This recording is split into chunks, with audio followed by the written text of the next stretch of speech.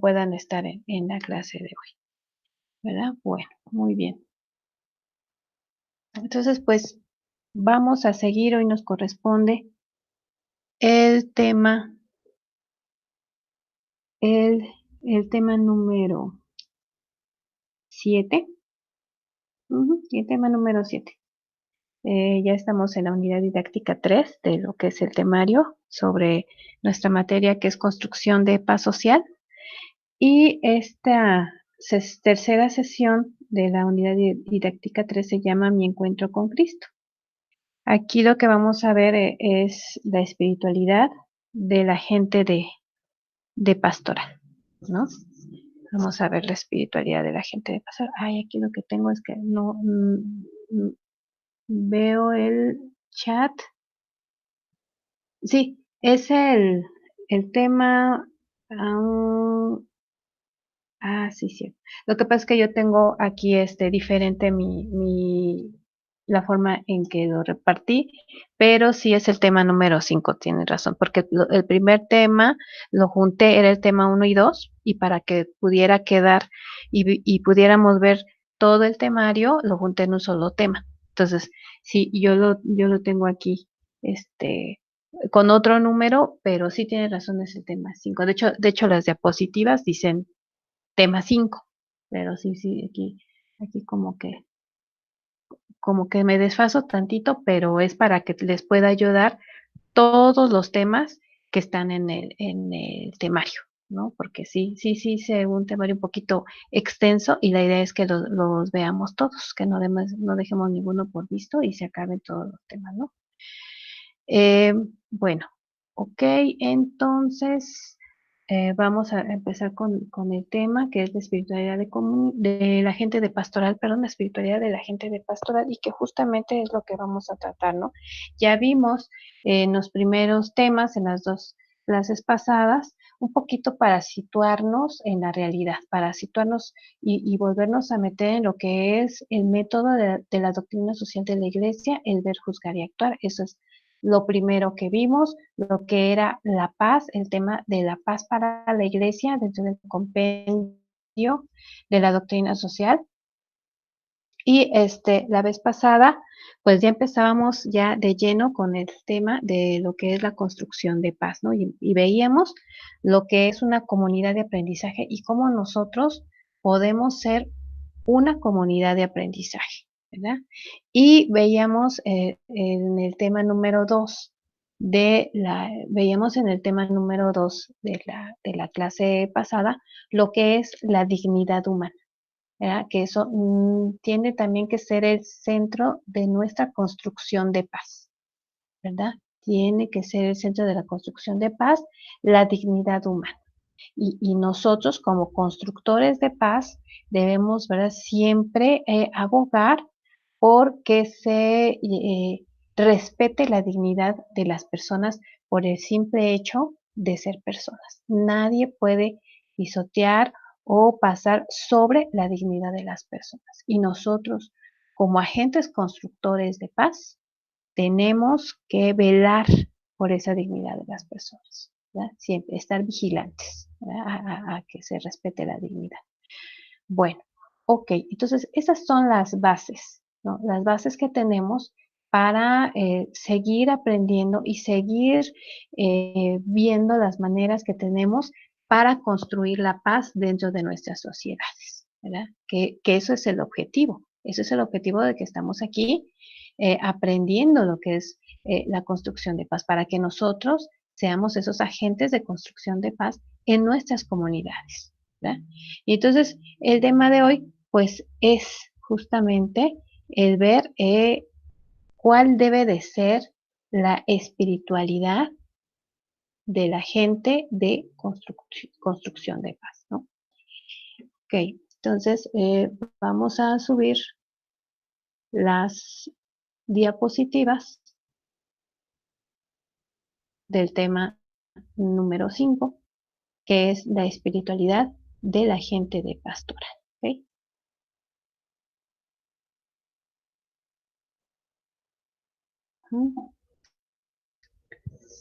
Bueno, vamos a Esperar a que lo cargue. Ok, ya está, ¿no? Entonces, el tema número 5 de hoy es la espiritualidad del agente de pastoral, que les decía yo, estamos en la unidad temática número 3, que va a ser o va a tratar sobre mi encuentro personal con Cristo, ¿verdad?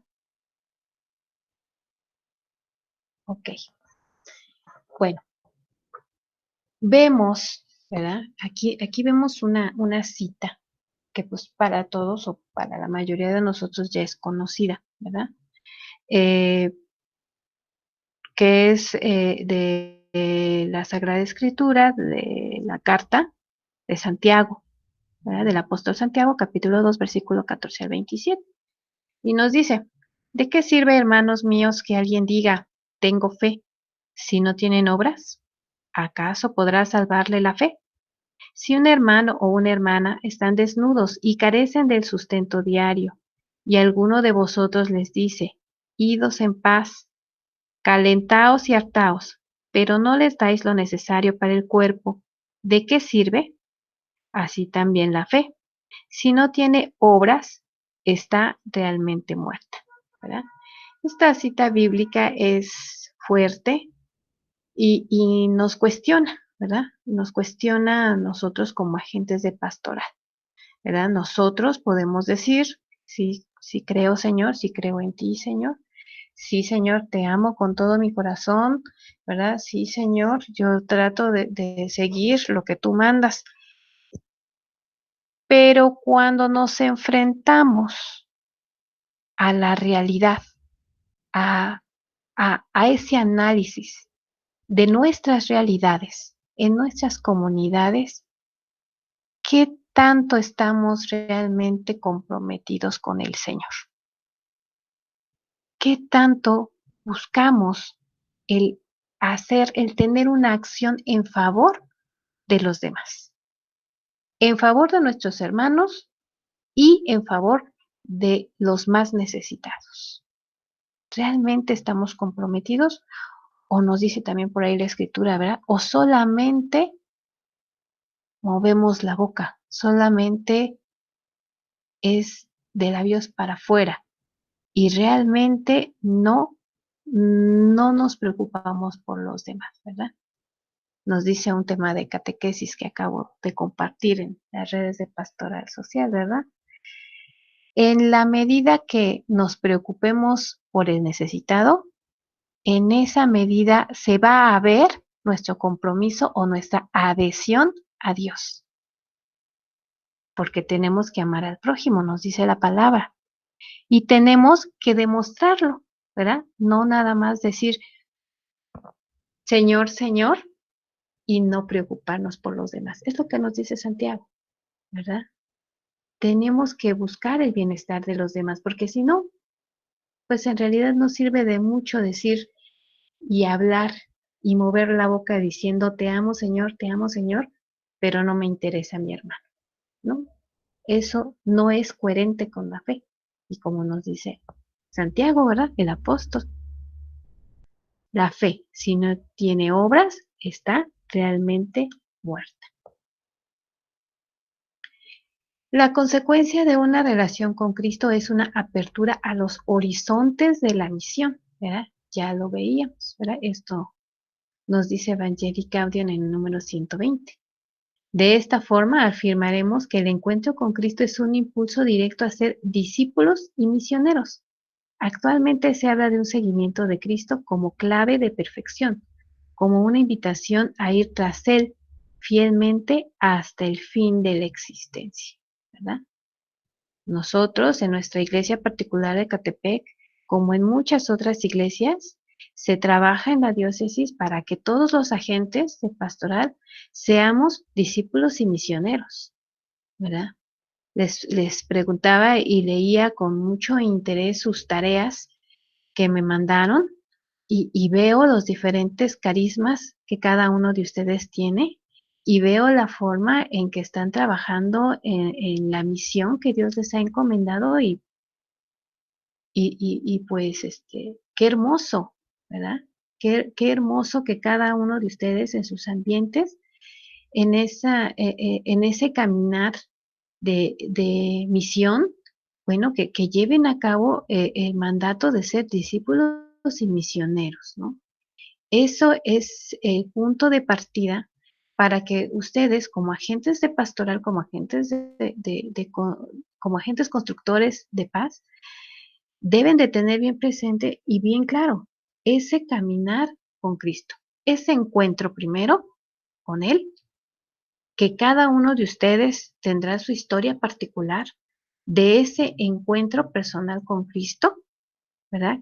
Y que los va a impulsar, nos impulsa a todos a ser discípulos de Cristo y misioneros. Llevar el mensaje que Jesús quiere que llevemos, ¿verdad? Porque ¿cuál es el papel de nosotros? ¿Cuál es nuestro objetivo? Dar gloria a Dios y la salvación del hombre, de todo agente de pastoral, de todo agente constructor de paz, de todo misionero. Esos deben de ser los objetivos.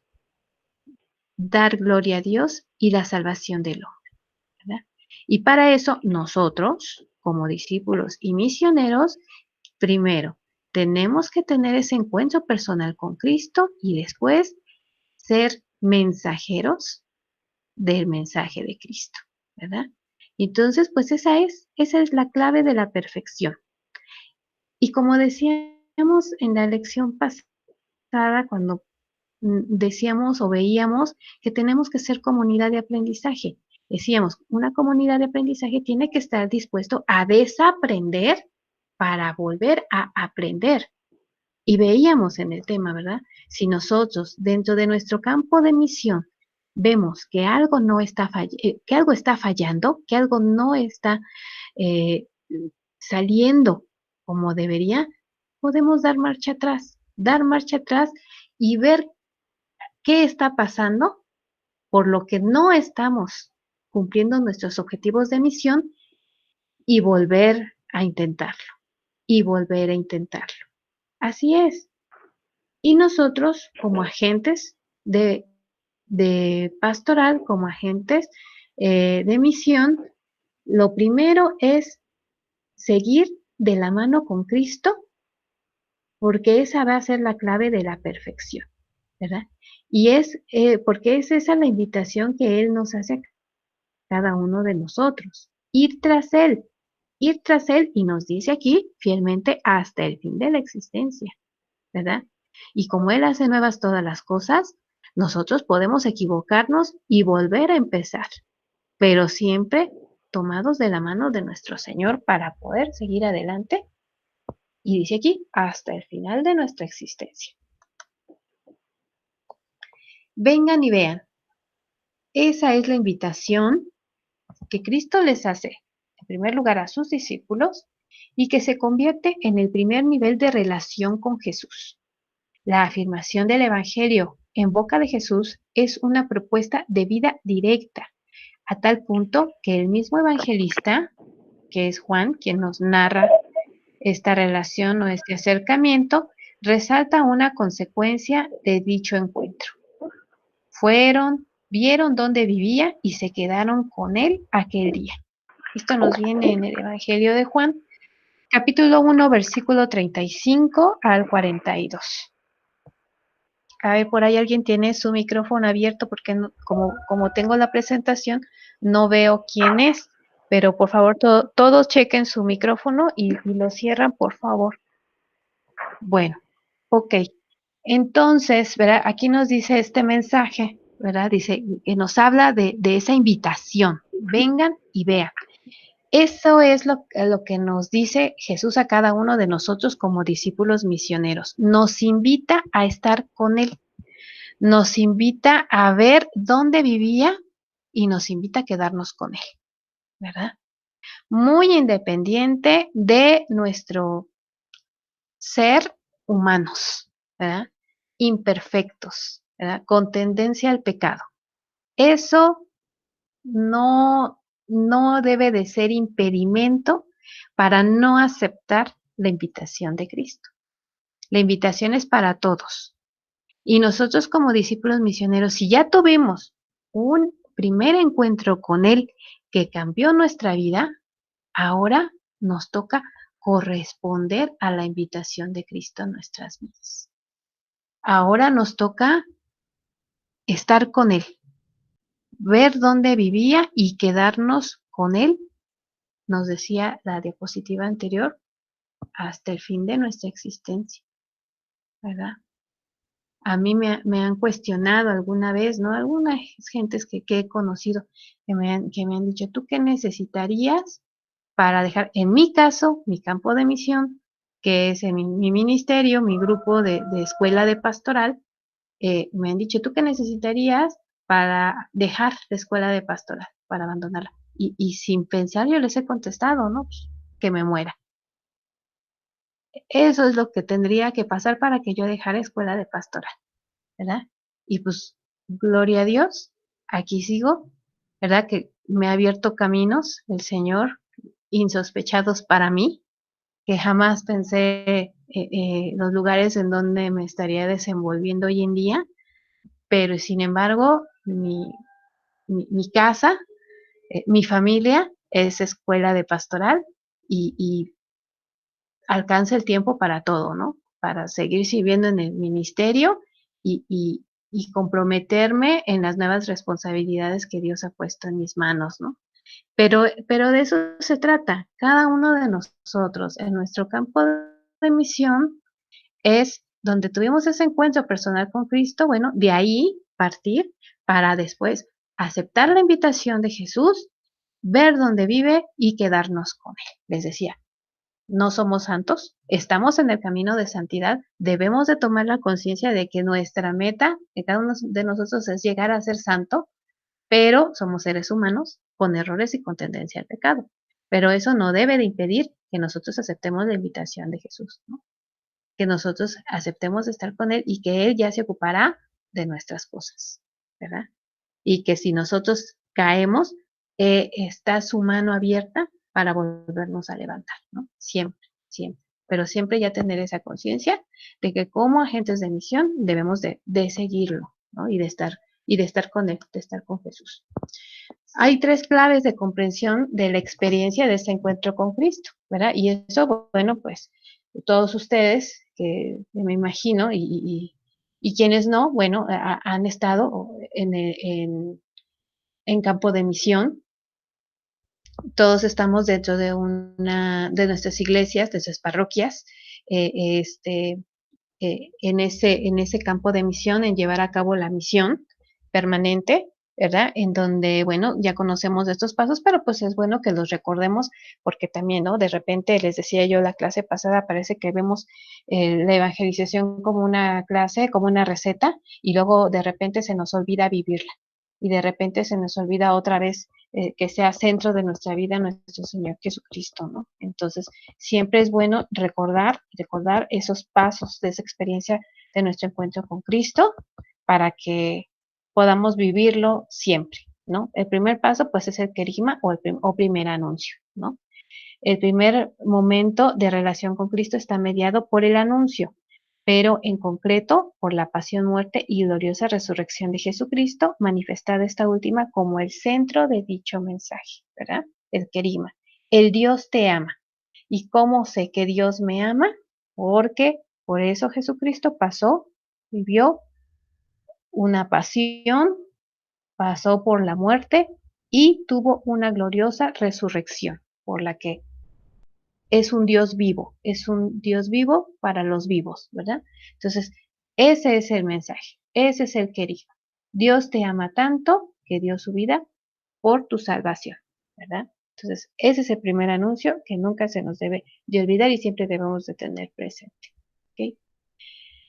La segunda parte, ¿verdad? De este encuentro, dice, del Cronos al Kairos, ¿verdad? Dice, el que hace una opción por seguir a Cristo o se ha dejado seducir por él. Esto viene en Jeremías capítulo 20, versículos 7 al 18. A través del primer anuncio cambia su relación con el tiempo, pues no lo mide ya por lo que ha vivido, sino por lo que puede existir y las respuestas que pueda dar a Dios en el campo de su camino de salvación. ¿Qué es el Cronos? El Cronos se le conoce como tiempo. El Cronos es el tiempo lineal, el tiempo que vivimos, el tiempo que nuestro pasado, nuestro presente, nuestro futuro. Eso es el tiempo. El Cronos, digo, ¿no? Es el tiempo. Dice, vamos a pasar del tiempo normal, del vivir por vivir, ¿verdad? Dejar que corra el tiempo. Vamos a pasar de este tiempo, de este Cronos, al Kairos. O, sí, Kairos, ¿verdad? Tiene acento, Kairos. Bueno, ¿y qué es esto? El, el, el Kairos es el tiempo, se podría decir, el tiempo que le vamos a dedicar a Dios, el tiempo de calidad. Nos dice aquí, si ya tuvimos ese encuentro personal con Cristo, ya sabemos que Él nos ama porque por eso dio su vida para nuestra salvación, entonces ahora nosotros vamos a cambiar la manera de vivir la vida y vamos a pasar de vivir la vida así como viene, de vivir el tiempo, a medir la vida de acuerdo a nuestro apego a nuestro Señor. Vamos a pasar a vivir por vivir, a vivir con un objetivo, el hacer la voluntad de Dios. Ese debe de ser nuestro objetivo, ¿verdad? El hacer a Cristo como el centro de nuestra vida y entonces nuestra vida ya no va a correr así como así, sin a dejar pasar los días por dejarlos pasar, sino que ahora vamos a vivir de acuerdo a lo que Dios me pide. Y vamos a vivir ahora dándole nuestro tiempo y un tiempo de calidad. Eso es cambiar del Cronos al Kairos, ¿sí? Entonces, ahora, como agente de construcción de paz, ahora vamos a ver qué es lo que necesita Dios de mí y lo vamos a realizar. Y de acuerdo a los tiempos que Él me marque. Podemos hacer proyectos que duren una semana, podemos hacer proyectos que duren meses o podemos hacer proyectos que duren años, ¿no? Pero siempre buscando hacer la voluntad de Dios, ¿no? Ya entregarle mi vida a Dios. Y entonces ya va a ser de Dios mi tiempo, ¿sí? Y entonces ya nos quitaremos de esas preocupaciones y nos dedicaremos, preocupaciones propias del ser humano, y nos dedicaremos a buscar el bienestar de los demás, a dar el mensaje de amor de Cristo y hacer que se viva, ¿verdad? Y entonces, bueno, pues le decía yo, ya es dedicarle nuestra vida, nuestro tiempo de calidad a nuestro Señor, ¿no? Es comprometernos de verdad con Él. Después dice, el seguimiento de Cristo forma parte de una opción voluntaria por ir tras Jesús. Hace camino de discipulado y en ese seguimiento responder con la misión. Este discipulado para las y los agentes de pastoral tiene unas connotaciones y unas características concretas que veremos a continuación, ¿verdad? El siguiente paso, pues ya, es el seguimiento de Cristo, ¿verdad? Y un seguimiento voluntario, ¿verdad? Y eso implica seguirlo fielmente y con alegría, ¿verdad? Es lo que muchas veces nos critican a los agentes, ¿no? De pastoral, como nos dicen los padrecitos, los obispos, ¿no? Es que cómo van con esa cara larga, ¿no? Cómo es que van con esa cara de enojo, pues así, ¿quién los va a escuchar? Y tienen razón, ¿no? ¿Por qué? Porque quien ha decidido a Cristo, decidido seguir a Cristo, lo ha decidido por voluntad propia, ¿no? O sea, Cristo no nos obliga a seguirlo. Nosotros, tras ese encuentro personal, tras ese cambio de vida, lo seguimos porque queremos. Y si estamos con malas caras, bueno, pues entonces es que, o sea, si nos están obligando, ahora sí que no vale, ¿no? Entonces, ¿qué estamos haciendo aquí? Eso quiere decir que no estamos aún convencidos Eso quiere decir que en realidad no hemos tenido un encuentro personal con Cristo. Pero no nos preocupemos, ¿no? Si ya somos agentes de pastoral de años y no hemos tenido un encuentro personal con Cristo, miren, cualquier retiro querigmático, cualquier grupo o ministerio en donde realmente se profundice la palabra de Dios, ahí podemos tener nuestro encuentro personal con Cristo. Y si lo tenemos que seguir buscando, aunque ya tengamos años como agentes de pastoral, pues hay que seguirlo buscando, ¿verdad? Pero hay que hacerlo con convicción para que podamos encontrarlo y para que realmente transforme nuestra vida y para que realmente podamos nosotros transformar vidas a través de él, ¿verdad? Para que nosotros realmente podamos transmitir, convencer a los demás. Les decía la clase pasada, ¿no? O sea, si nosotros no estamos convencidos de que Dios está con nosotros, de que tenemos que estar unidos a Él, de que tenemos que ser sus discípulos, pues difícilmente vamos a poder convencer a los demás, ¿no? Entonces, primero nosotros tenemos que estar seguros de lo que estamos haciendo y convencidos que Dios nos ama y entonces sí, salir a dar el mensaje, ¿no?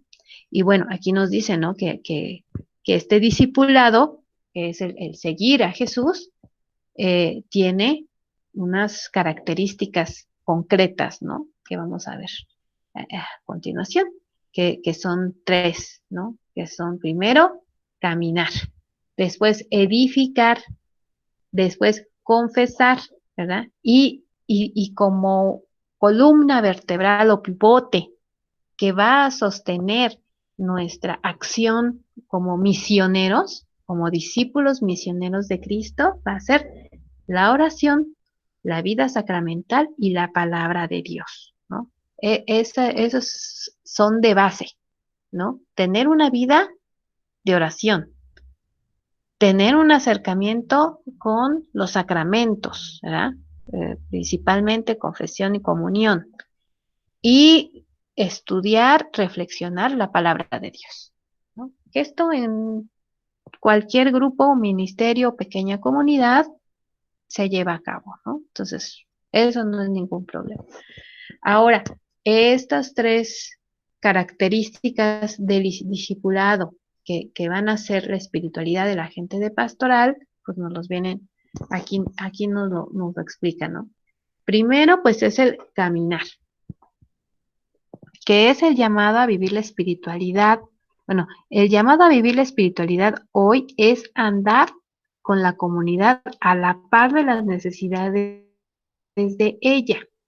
Es decir, vivir de cerca las situaciones, las emociones y vivencias del pueblo de Dios, que camina bajo la acción del Espíritu con la fuerza del resucitado, ¿verdad? Decíamos, nosotros somos agentes, discípulos de Jesús y tenemos que pisar nuestra realidad, tenemos que conocerla y ya lo hemos visto, tratado en los dos ámbitos, porque muchas veces pensamos que la iglesia es una cosa, que nuestra misión pastoral es una cosa y que la sociedad civil es otra, que nuestra colonia es otra cosa. No, nosotros como agentes de pastoral tenemos que vivir en la realidad en las dos partes, porque hay problemas, nos decía el aprendizaje situado. El primer punto es problematizar las cosas, problematizar las realidades, pero no como algo negativo, sino que justamente para buscar soluciones, ¿verdad? Y les pedía yo en las tareas, ¿no? Eh, Vean dentro de sus grupos ministerios, dentro de la iglesia, qué es lo que está pasando, cuáles son las problematizaciones que ahí hay para buscar solución. Y de la misma manera en nuestra calle, en nuestra colonia, cuáles son las problemáticas que existen para buscarle solución.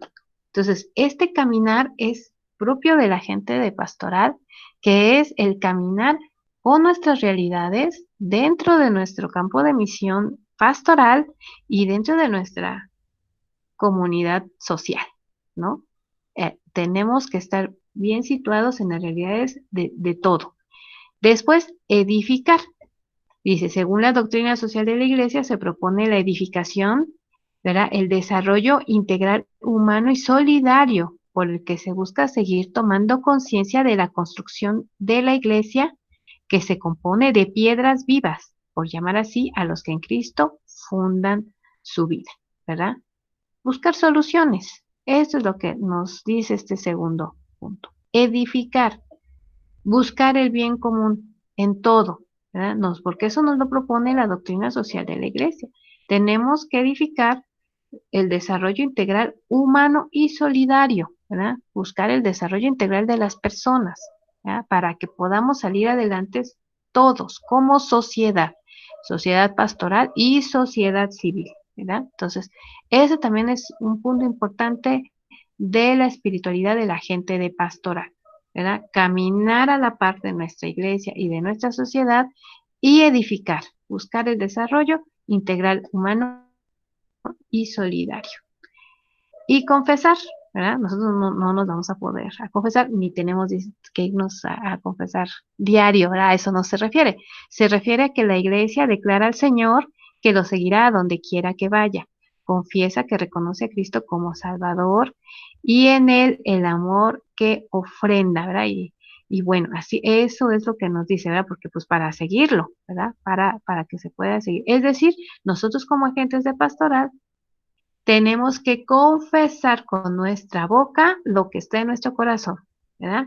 Que el Señor es quien nos va a guiar, que Cristo Jesús es quien nos va a tomar de la mano en este caminar y en este edificar y que con Él es como vamos a encontrar esa, ese bienestar común, ese bien común de de todos los que están conectados conmigo, ¿verdad? Decíamos la vez pasada de esas redes de relaciones en que me desenvuelvo, ¿verdad? Cristo es quien nos va a guiar, quien va a ser el centro de toda esta acción, porque dice el Papa Francisco, ¿verdad?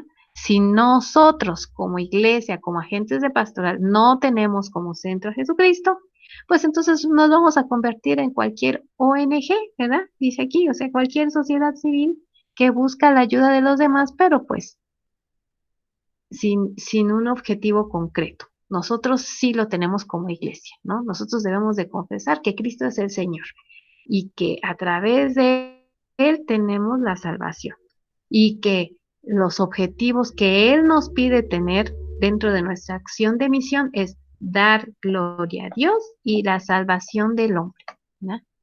Y con eso ya podemos decir que bueno, que ahí la llevamos, podemos decir que bueno, que como agentes de pastoral ya conocemos las características y que si en alguna estoy fallando, bueno, pues retomar, ser comunidad de aprendizaje, ver nuestras fallas y comenzar desde cero. Y comenzar de la nada para ver si esta vez sí puedo ver que estoy trabajando por los objetivos que nuestro Señor Jesucristo me plantea, ¿no? Y si otra vez no, volver a empezar. Y así es, porque ya nosotros estamos entregados a Cristo para toda nuestra existencia, ¿verdad? Entonces ya no es de que, ay, voy a dejar un año mi ministerio porque, ay, quiero tomarme un año sabático. Ay, no, es que ya estoy tan abrumada que voy a dejar un año la iglesia para descansar tantito. No, si nosotros ya tuvimos un encuentro personal con Cristo, si nosotros ya estamos en camino de misión, no podemos, o sea, no es que no querramos, es que no podemos dejarlo. Ya no podemos dejar a nuestro Señor Jesucristo. Y sin importar todas las vicisitudes y problemas que vengan de nuestra vida, ¿no? Que pareciera, porque somos humanos y de repente sentimos que todo el mundo nos deja vencidos, que nuestro Señor Jesucristo siempre va a estar ahí para nosotros. Y aunque nuestra realidad actual se vea muy oscura, siempre va a haber una luz al final del camino, que es nuestro Señor.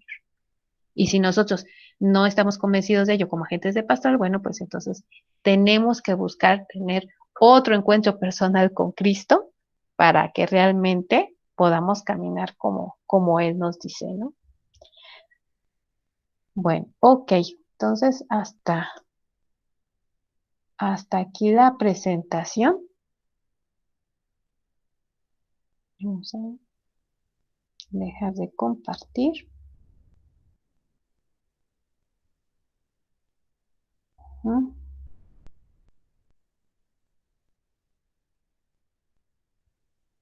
Ujú. Vamos a compartir. Es para acá. Detener presentación para que... Ok, bien, ya estamos aquí en la sala. ¿Qué horas son? Tenemos un poquito de tiempo, qué bueno, porque así de este tema me interesaría, quizás no nos dé tiempo eh,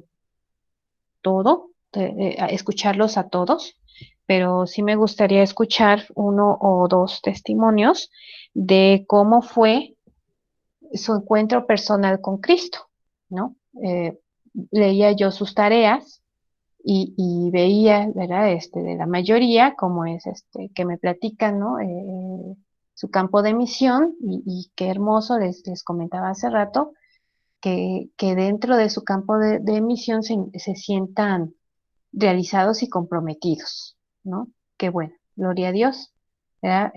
Pero sí me gustaría escuchar unos dos o tres testimonios de quien nos quisiera compartir cómo fue o en dónde fue su encuentro personal con Cristo, ¿verdad? A ver, ¿quién nos quiere compartir? ¿O yo digo?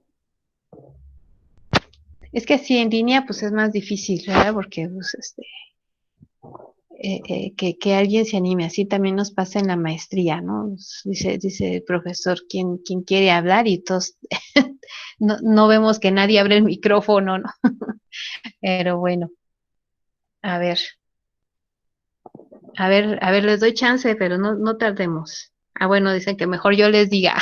Ok, nos dice Claudia. Bueno, a ver, Delia. Hola, Hola. bueno, A ver, platícanos. bueno, fue Ujú. una cosa muy, muy hermosa. Yo les quiero comentar que mi familia es católica, yo di de jovencita catecismo, pero cuando entré a la prepa me desligué totalmente de la religión. Llegué a la prepa, la universidad, entré a trabajar y ya nunca me volví a presentar. Entonces, una amiga me pidió que fuera madrina de 15 años de su hija. Y bueno, pues vamos a ser madrinas. Entonces, ya muy padre, estamos eligiendo vestido y todos esos menesteres, cuando estábamos decidiendo dónde hacer la misa. Y la querían hacer aquí en la colonia Viveros, pero no, que no en la Viveros, que mejor allá en la Cardonal. No, que vamos, yo decía, que vamos a ir a la Cardonal, vamos aquí a la Viveros.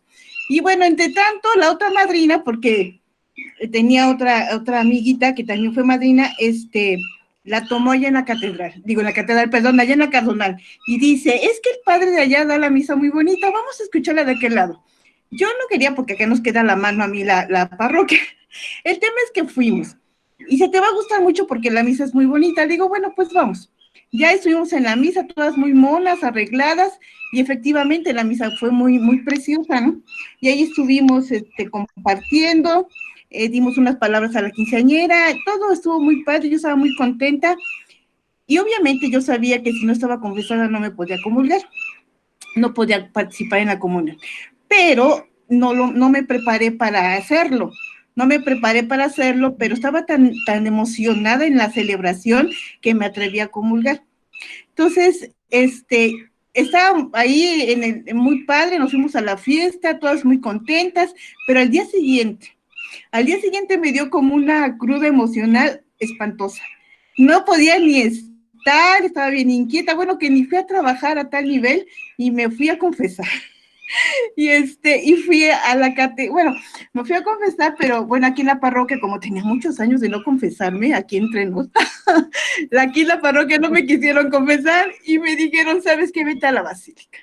Ay, voy a la basílica. Y ya, pues ya entré, traté de hacer un examen de conciencia rápido, porque la verdad es que hacía tanto tiempo que no lo hacía, que me dije, bueno, de lo que me acuerdo de mis pininos cuando daba catecismo. Y de ahí entré, y al padre le empecé a decir, pero en el momento en que empecé a abrir la boca, bueno, los ojos no me pararon de llorar. Lloraba y lloraba y lloraba y lloraba, pero era como que un acto que no podía controlar. Y bueno, pues ya le dije al padre mis pecados, y yo todavía en mi soberbia, en mi forma de pensar, yo le decía que pues yo lo había hecho que porque estaba segura y porque decía que eso estaba bien, ¿no? Pero bueno, ya el padre me hizo entender muchas cosas en ese momento. Pues sí, me regañó, me dijo cosas, después él pues muy lindo me empezó a orientar, me dijo que no dejara mi catequesis, que volviera a retomar mi catecismo, que me acercara a la comunión y que hiciera mi penitencia. Bueno, ya mejor mi penitencia, pero cuando me dio la absolución, me puso las manos en la cabeza. Y en ese momento, o sea, yo ignoraba muchas cosas, sigo ignorando muchas cosas, pero lo que sentí fue algo tan increíble. Bueno, sentí la presencia del Espíritu Santo en ese momento. Sentí cómo bueno, o sea, yo en mi sentir, cómo entraba en mi cabeza, desde mi cabeza hasta los pies, una luz tan inmensa, tan radiante, tan hermosa, y me dio una paz como nunca había sentido, una paz ¿cómo se dice? Tan indescriptible. Bueno, no lo puedo decir así comparado. Fue una sensación muy bonita. Fue una sensación increíble, y entonces me salí y no podía explicarlo, nada más lo sentía y no paraba de llorar. Y bueno, pues ya hice mi penitencia, que fue larga, y poco a poco me fui, bueno, enrolando, pero todavía no encontraba cómo hacerlo. Resulta que el padre que dio la misa en aquella ocasión de los 15 años, lo cambiaron a la parroquia de nosotros, aquí en la Asunción de María. O sea, de la Cardonal lo mandaron a la Asunción de María, y yo cuando lo vi casi me voy de espaldas, ¿no? Le digo, ay, padre, usted fue el que dio la misa de aquel lado. Y ahí él convocó a un retiro de querigmático, y pues yo ya iba con el 100 en la mano, ¿no? Entonces, ahí empecé a enrolarme con él, bueno, empecé a trabajar. De lo que le estoy platicando han pasado, creo, 5 años, y pues aquí estoy muy contenta y tratando de aprender y de participar y dar todo, ¿no? O sea, ese encuentro fue tan hermoso que pues sigo emocionada platicando eso. Ok, gloria a Dios. Muchas gracias, Debbie. A ver, ok, muchas gracias. A ver, Javier, platícanos.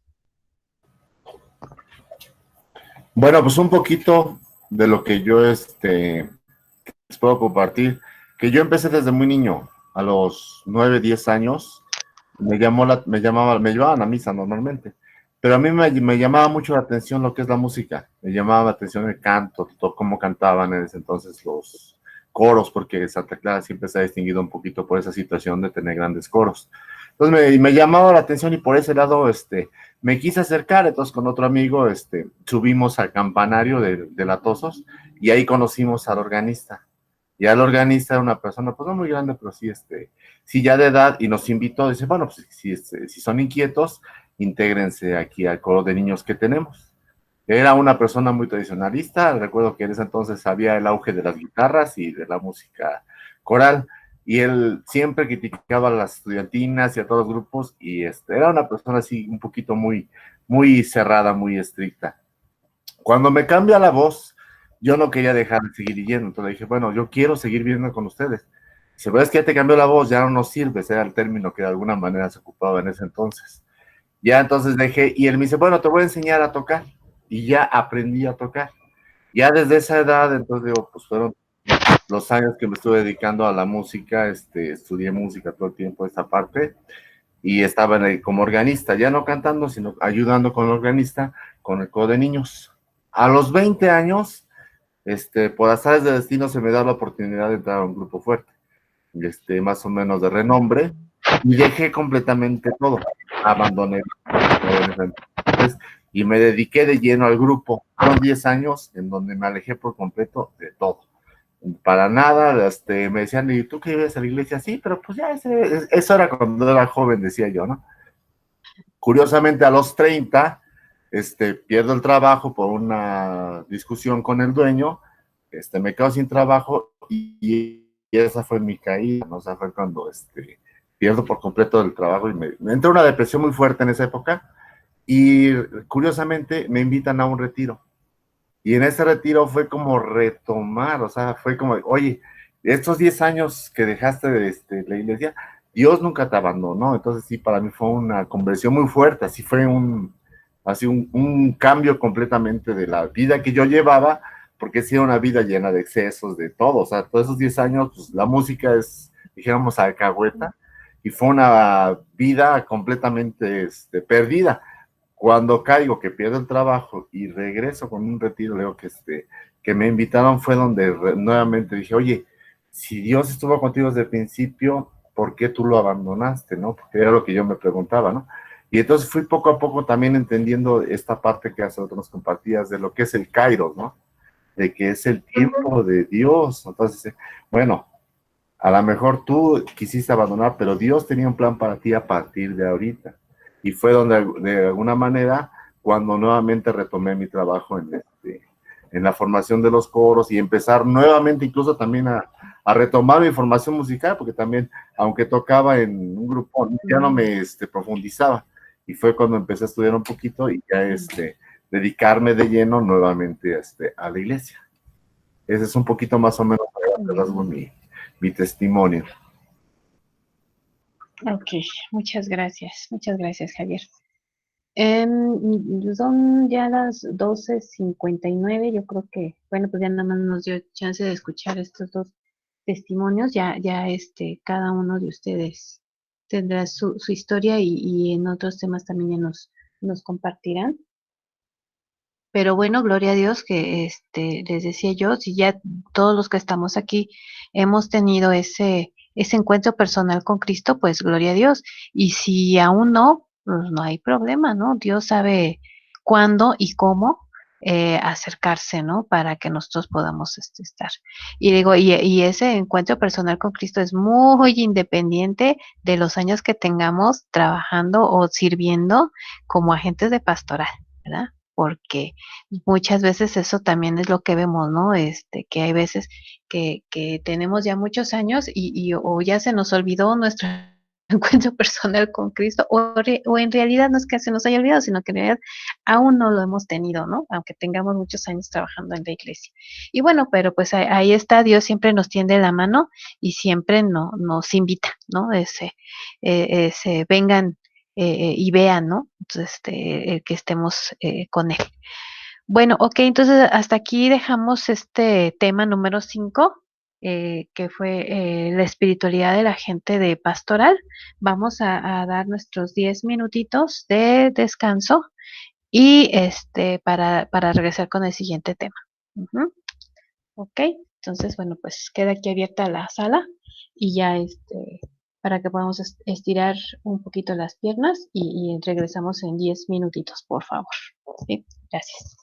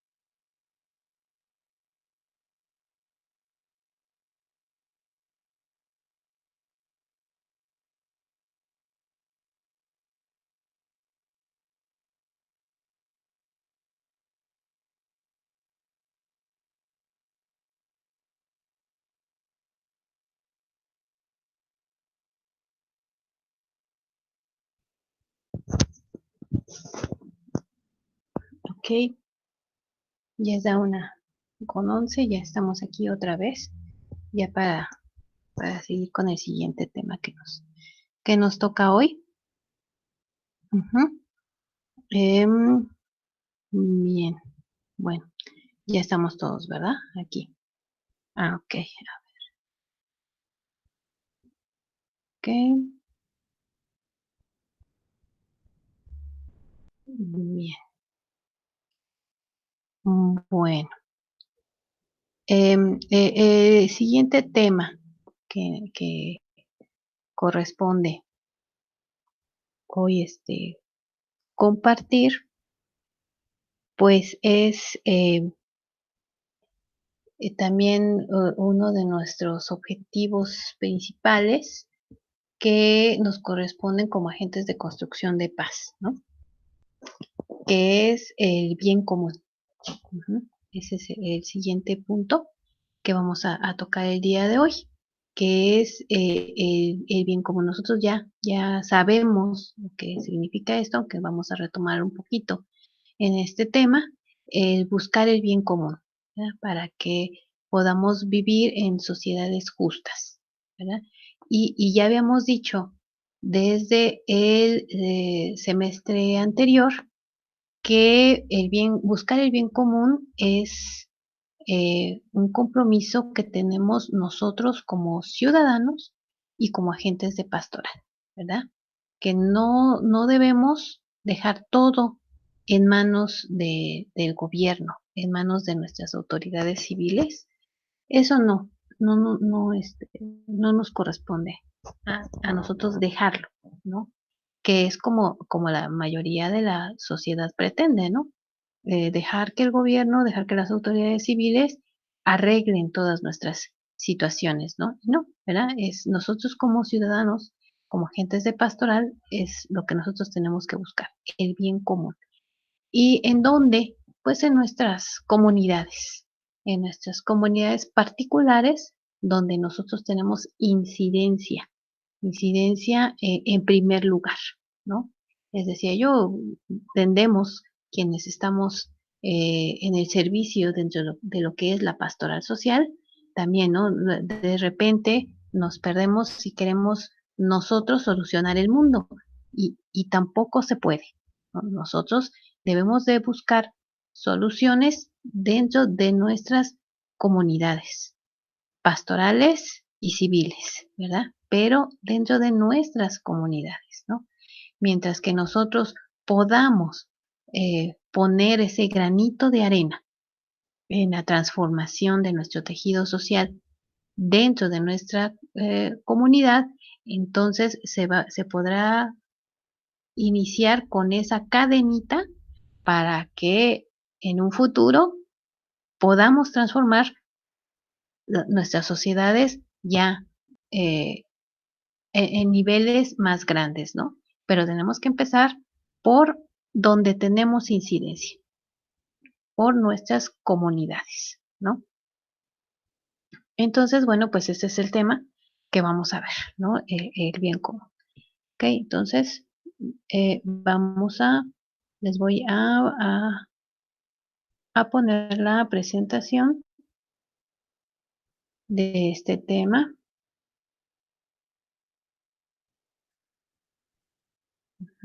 Que aquí está. Y para compartírselos, ¿ok?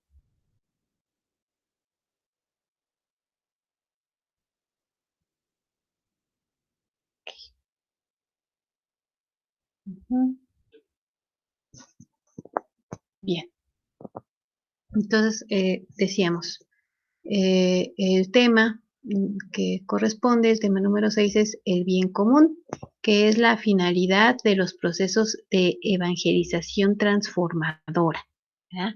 Que eso es lo que tenemos que tener bien los ojos bien puestos en que como evangelizadores tenemos que promover y trabajar porque tengamos una evangelización transformadora, ¿no? Y decíamos, ¿no? Que ya nosotros desde el semestre pasado habíamos visto estas definiciones y qué es y de qué se trata el bien común, ¿no? Pero pues lo retomamos otra vez para este tema, en donde nos dice que el bien común es el conjunto de aquellas condiciones sociales que permiten favorecer el desarrollo humano integral, donde se garanticen condiciones para el bienestar y para el buen vivir, ¿verdad? Eso es lo que tenemos nosotros que trabajar como agentes de constructores de paz, ¿verdad? Trabajar por el bien común. ¿Para qué? Garantizar condiciones para estar bien, ¿verdad? Para el bienestar y para el buen vivir, ¿verdad? Dice, el ser humano es fundamentalmente un ser social que alcanza su realización y bienestar solamente en relación con los otros y las otras.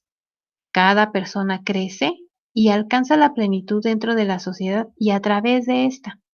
Por eso el bienestar individual no está disociado del bienestar colectivo, sino que uno y otro son complementarios y se necesitan mutuamente, ¿verdad? Veíamos la clase anterior, ¿no?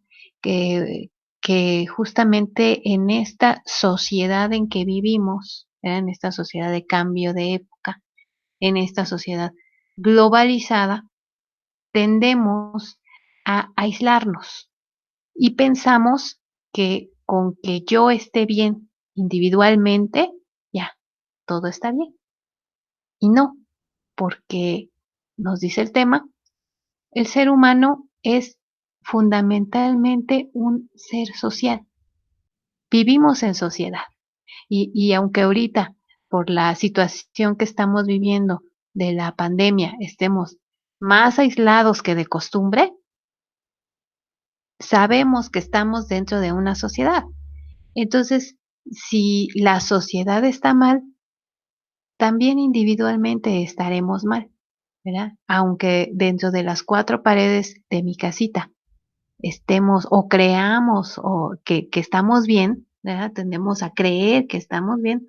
Si la sociedad está mal, nosotros tampoco vamos a estar del todo bien, ¿no? O sea, el ver la violencia, las inseguridades, la corrupción en la sociedad, eso también nos va a afectar, eso también nos afecta. ¿Y cómo nos afecta? Bueno, pues que de repente ya no tenemos lo suficiente para vivir dignamente, de repente ya el estrés es muy grande y la relación con la familia no es lo positiva que debería de ser, etcétera. Hay muchas situaciones en donde vemos claramente que justamente el hecho de que la sociedad esté mal va a ocasionar que nosotros estemos mal. ¿Y qué es lo que nos corresponde hacer? Decíamos al principio, ¿no? De este tema.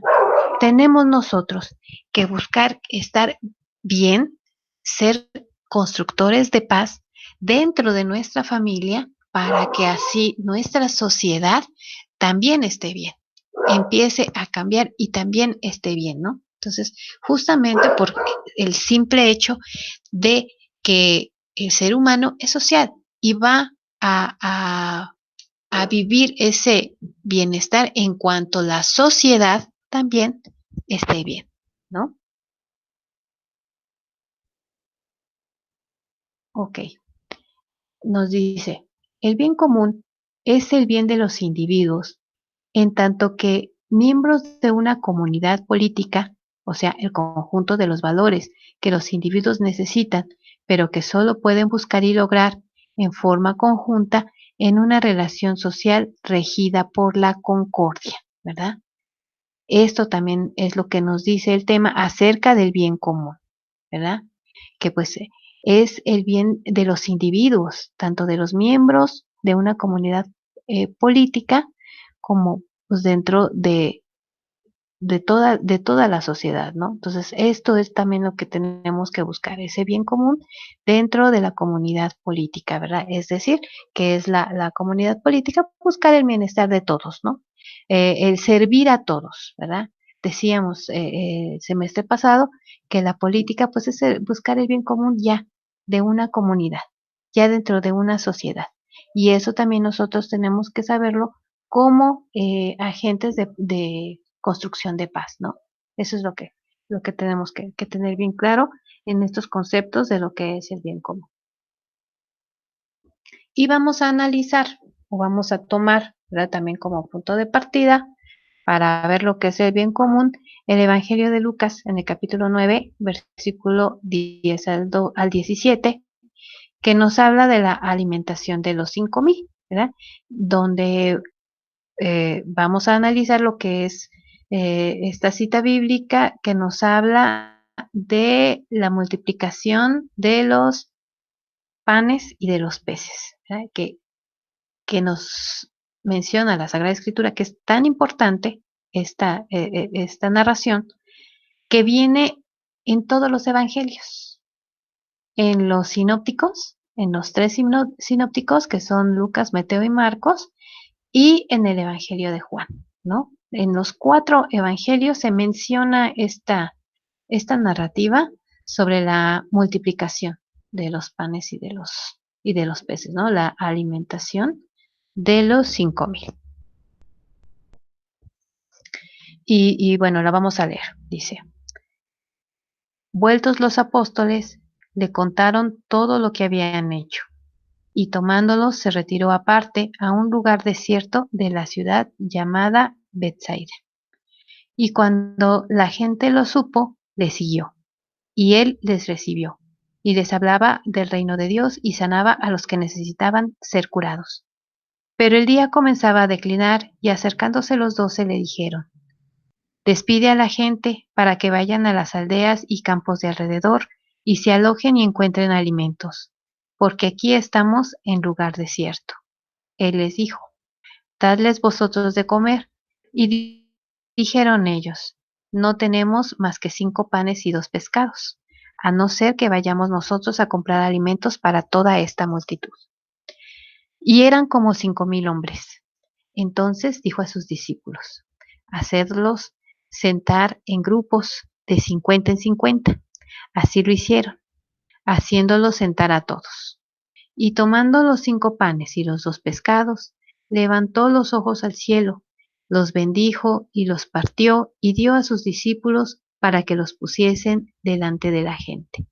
Y comieron todos y se saciaron, y recogieron lo que les sobró, 12 cestas de pedazos. ¿Ah? Palabra de Dios. Bueno, ok. Dice: en este relato Jesús alimenta a la multitud con el pan de la palabra y el pan material de su amor. Sana a los enfermos y obra milagros con todos. Él no es ajeno a las realidades de su tiempo, ¿verdad? No a los clamores del pueblo. Jesús toma como punto de partida de su acción pastoral la acción dentro de su predicación. Así lo vemos al instruir a sus discípulos para realizar la bendición del pan y repartirlo, ¿verdad? Entonces, esta es la primera explicación, el primer acercamiento del relato. ¿Cómo es que Jesús se preocupa tanto del bienestar espiritual al compartirles la palabra, como del bienestar físico al procurarles el alimento, ¿verdad? Vemos la actitud de los discípulos, de los apóstoles, que pues se extrañan, ¿no? O sea, se preguntan: ¿cómo vamos a dar de comer a tantos? Y le dicen al maestro, ¿no? Pues mejor vamos a despedirlos para que cada quien vea lo que hace y vea cómo se alimenta. Pero ¿qué les dice Jesús? No, o sea, los reprime, ¿no? Los reta, dice: no, es que eh, nosotros somos quienes les vamos a dar de comer, ¿verdad? ¿Y qué pasa? Bueno, en el Evangelio de Juan, que narra este mismo relato, menciona que hay un muchachito, ¿verdad? Que Andrés lleva a un muchacho ante Jesús porque les dice: bueno, él tiene unos panes y unos peces. Pues es lo poco que tiene y él lo quiere poner a disposición de los demás. Entonces, Jesús dice: ok, ¿verdad? Ok, vamos a tomarlos, y dice: después de hacer la bendición, los reparte. Y aquí es donde ocurre el milagro. ¿no? En esa repartición. Empiezan a ver que empiezan a repartir y repartir y repartir y no se acaba. No se acaba el alimento y termina diciendo, ¿no? El Evangelio, cómo es que hasta sobran 12 canastas de alimento, ¿no? Tanto así. Nos dicen en la maestría, nos dice el profesor Jorge Piedad, que es el que nos da eh, pensamiento social cristiano en el Nuevo Testamento cuando se refiere a esta narración. Nos pregunta, ¿no? A los alumnos. Si ustedes creen que Jesús era un mago al estilo de Harry Potter, nos dice, en donde de la canasta empieza a sacar y sacar y sacar y nunca se acaba. No, no es así, porque Jesús no es un mago, ¿no? Nos dice, lo que pasa aquí, o lo que los estudiosos han llegado a comprender, es que es el acto de este muchachito al ofrecer lo poco que tenía, hace que los demás asistentes a la prédica de Jesús se contagien de de esta acción del muchacho y entonces empiecen a sacar lo que cada uno tiene, ¿no? Hay quienes tienen, hay quienes no tienen, ¿verdad? Pero los que tienen algo que dar, lo ponen al servicio de los demás, ¿no? Y este es el milagro, el que se contagie esa acción por el bien común, por compartir lo que tienen para que los que no tienen tengan. Y entonces todos en comunión, puedan saciar su hambre, ¿no? Entonces, aquí también la enseñanza de Jesús es ese dar, es deshacerme de lo que tengo, sea poco o sea mucho, para el bienestar de todos, para el bienestar de todos los que están, en este caso, en esta narración, presentes en la prédica del Señor, ¿no? Y entonces aquí es donde se obra ese milagro, ¿no? El que todos vean por todos y compartan. Y entonces algo físico como es el hambre, la necesidad de comer, sea un motivo para que se vea la gloria de Dios, ¿no? Entonces, esto es lo que nos explica este pasaje y esto es lo que nos da a entender, ¿no? Ese hacer comunidad, ese buscar el bien común de todos, ¿no? Y bueno, nos dice también el tema, ¿no? Si los discípulos obedecen a Jesús, hacen lo que Él les manda y es allí donde al final ven que son tan buenas las obras del Maestro que en donde no había para dar, hasta se recogen sobras. La dinámica de trabajar juntos por el bien común de todo insiste en la realización cada vez más fraterna de la común dignidad, lo cual exige no instrumentalizar unos a favor de otros y estar dispuestos a sacrificar aún bienes particulares, ¿verdad? Esto es también el centro del mensaje. Donde no había, llega a haber hasta de sobra, ¿verdad? Porque es la dinámica de trabajar juntos por un objetivo, el bien común. En este caso, el que todos reciban alimento, ¿verdad? Entonces, aquí es, dice, donde vamos a trabajar juntos para que estemos bien todos, para que estemos bien todos.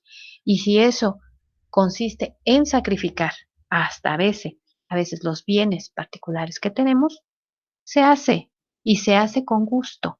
Nosotros, agentes de pastoral, agentes de construcción de paz, ¿cuántas veces no nos ha tocado, verdad? Y díganme si no es cierto, quienes hemos participado en retiros, quienes hemos participado en actos por llevar el evangelio y hay un momento de convivencia, juntamos, juntamos lo que llevamos, porque siempre habrá quien no lleve, ¿verdad? Siempre habrá quien no tenga para dar, pero los que por gracia de Dios y su misericordia tenemos algo que compartir, lo compartimos, ¿verdad? Lo compartimos, lo poco o mucho que tengamos, ¿verdad? Habrá quienes tengan de sobra y den algo de lo que tienen y habrá quienes no tengan o que tengan muy poco. Y de todos modos, eso poco que tienen, eso da, ¿verdad? Y es una enorme satisfacción cuando lo que tú aportas se toma en cuenta para el bienestar de todos, ¿no? Y dice, ¿no? Aquí también nos plantea, ¿verdad? Dice, ¿qué hacemos nosotros? Cuando damos con generosidad, recibimos de la misma forma. Jesús no tenía nada, y es por eso que lo que daba salía de sus riquezas personales. Es impresionante cómo la lógica del Señor excede la tacañería de nuestras limitaciones. Todos tenemos algo que dar, ¿verdad? Nadie es tan pobre que no tenga nada, ¿verdad? Entonces, y nos dice aquí, ¿no? La imagen, la verdadera generosidad es dar cuando no te sobra, ¿verdad? Y esto lo podemos poner tanto en lo material, en el caso de que estamos hablando de dar de comer a otras cosas, ¿no? El conocimiento, la palabra, etcétera, ¿no? Tantas cosas que se pueden dar, ¿no? Y que no precisamente todas sean materiales, ¿no? Entonces, nosotros como agentes de construcción de paz siempre tenemos que estar dispuestos a ser generosos y a dar, ¿verdad? Y a dar, ¿no? Y desde decía, no hablando de dinero, no hablando de cosas materiales. Si lo que nosotros tenemos es un don, ¿verdad? El don de transmitir, el don de guiar, el don de aconsejar, el don de compartir este conocimiento, darlo con generosidad, darlo con alegría, porque también nos dice aquí, dice, de la misma forma vamos a recibir, ¿verdad? Lo que nosotros aportemos a los demás con generosidad, se nos va a retribuir, porque, pues, ¿qué nos dice la palabra? ¿Qué nos dice Jesús? ¿No? Te voy a devolver al 100 por 1. Entonces, nosotros debemos siempre tener esa actitud de generosidad, de dar lo que tenemos a los demás. Dice, cuando más nos sentimos incapaces de dar, es cuando más debemos ofrecer. Para dar, lo único que necesitamos es tener la voluntad de hacerlo, convertir nuestra ofrenda sencilla en una constante fuente de bondad y entrega a los demás, y recoger los 12 canastos de la caridad y la bondad sin límites, ¿verdad? Bueno, es lo que estábamos mencionando, ¿verdad? Y sí, o sea, hay quienes pensamos que no tenemos nada que dar, pero les decía yo, nadie es tan pobre que no tenga nada. En realidad, si no tenemos cosas materiales, bueno, buscar qué dones tenemos y darlos con generosidad, ¿verdad? Porque así, bueno, esa ofrenda sencilla, ¿verdad? Se va a convertir en esa fuente de bondad, ¿verdad? Y entonces vamos a poder entregarla a los demás y recoger, como nos decía, ¿verdad? Haciendo alusión a la palabra de Dios que acabamos de leer, ¿verdad? Recoger esos 12 canastos de caridad y bondad que nos van a sobrar hasta para quienes creemos o llegamos a pensar que no tenemos nada que dar, ¿verdad? Bueno, con esto, ¿verdad? Se termina este tema que estás, que estamos compartiendo, que bueno que este tema es más cortito, ¿verdad? Vamos a dejar de compartir para que nos podamos ver.